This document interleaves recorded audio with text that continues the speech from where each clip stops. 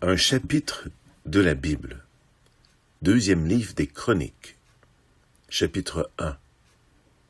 Salomon, fils de David, s'affermit dans sa royauté. L'Éternel, son Dieu, était avec lui, et il porta sa grandeur au plus haut point. Salomon donna ses ordres à tout Israël, aux chefs des milliers et de centaines, aux juges, aux princes de tout Israël, aux chefs de famille, et il rejoignit avec toute l'assemblée le haut lieu qui se trouvait à Gabaon. Là se trouva la tente de la rencontre de Dieu, fabriquée dans le désert par Moïse, le serviteur de l'Éternel. Quant à l'arche de Dieu, elle avait été transportée par David à Kirjat-Jéarim, à l'emplacement qu'il lui avait préparé. Il avait en effet dressé une tente pour elle à Jérusalem.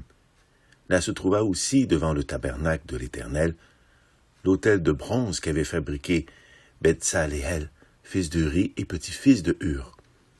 Salomon et l'assemblée recherchèrent l'Éternel, et ce fut là, sur l'autel de bronze qui se trouvait devant la tente de la rencontre, que Salomon offrit 1000 holocaustes à l'Éternel.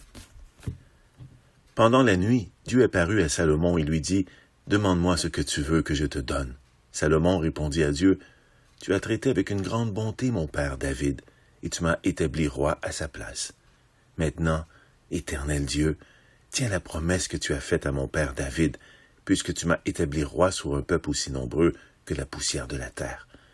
Accorde-moi donc de la sagesse et de la connaissance, afin que je sache diriger ce peuple.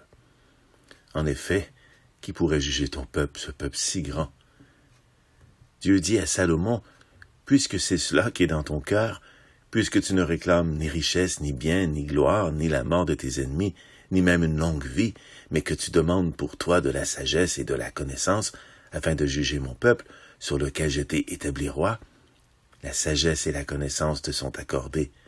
Je te donnerai en plus de cela des richesses, des biens et une gloire telle qu'aucun roi n'en a jamais eu avant toi et n'en aura après toi. » Salomon revint à Jérusalem après avoir quitté le haut lieu qui se trouvait à Gabaon et la tente de la rencontre, et il régna sur Israël. Salomon réunit des chars et de la cavalerie. Il avait 1400 chars et 12 000 cavaliers qu'il plaça dans les villes où il gardait ses chars et à Jérusalem près de lui.